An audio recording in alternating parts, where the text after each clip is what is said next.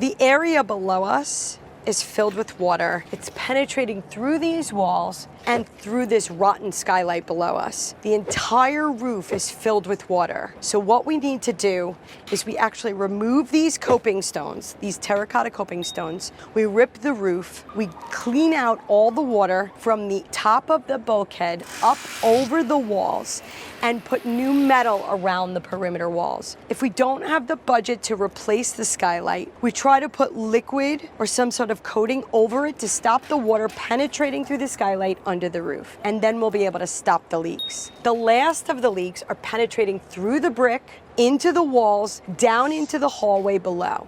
If we cover this brick with metal, the water won't be able to penetrate through the brick into the wall and get in under the roof. So what we want to do is install furring strips on the brick wall so the water stops hitting the wall, going through the wall, and penetrating from the inside out. Let's go inside and take a look at the hallway below us. I'm going to show you the effects of the leak I'm talking about.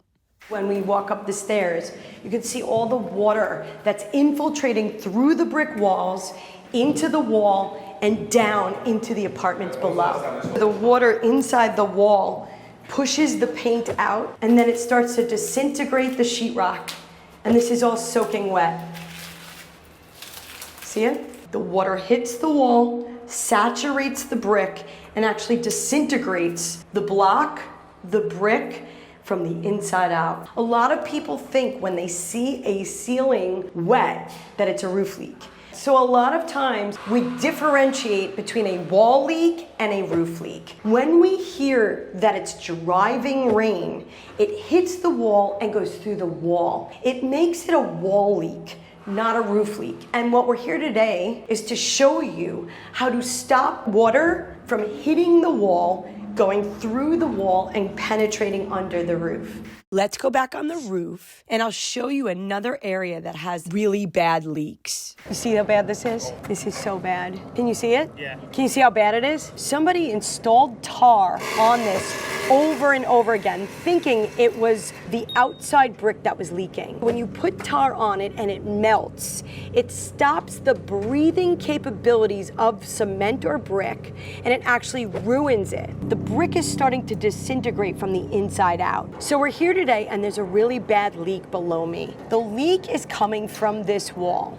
Ethan is my nephew. He's going to be the 5th generation to take over this company. Right now, we're going to watch him demonstrate how the cladding is installed to the furring strips to create this watertight barrier. Furring strips are these thin strips of material attached to the wall that create a supportive frame for the cladding. It's also allowing the air to circulate between the wall and the metal. So here we're putting metal cladding on the wall and covering the wall in metal so the water can stop penetrating through the wall and getting into the ceiling below us. And you can see we put furring strips and then it actually hooks in together and it's hidden. It's fastened to the furring strips and it's actually anchored. So you see the screw? It's screwed into the furring and it's actually finished. And then we come out and we finish it with corners and then we're gonna put an inside corner. So none of the screws will see daylight. And the whole idea is to completely enclose the screws and the brick so the water does not hit the brick,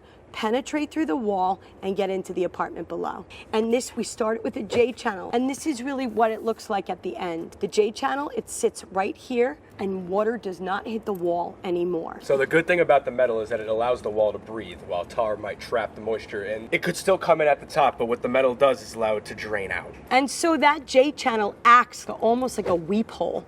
So any water that gets through and it's guided out is not breaking down from the inside out. It's still breathing and it actually allows the wall to dry out if there was moisture in it. If you take a look here, this panel's already been installed. We put it right onto the furring strips. You don't want to have the metal screws exposed, so how it works is you would take another piece, you take this and slide it into this crimp right here, and it would be covered. And what we also do, like Penny was saying before, is that we put caulking in here to make it extra watertight. So you just slide it right in, and that's your finished product right there.